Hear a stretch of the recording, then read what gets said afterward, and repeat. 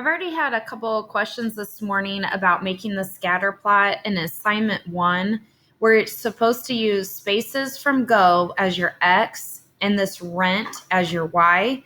So something that I think is helpful is if you highlight that and then you right click and do copy, and then let's just paste it right here, Control V, and then I'm going to select rent, right click, copy, click right here in L, Control V.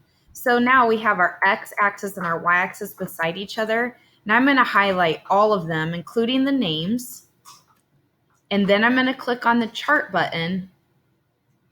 It might think a second. Okay, and it went automatically to scatter. But if it didn't, if it's on something else, change it to scatter.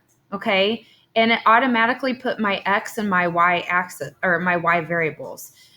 The thing that we would need to include, though, if you go to customize, is we need to have the equation and the R values. So you go to series, trend line, click on it, and then label, we want to use equation, and we want to show the R squared value.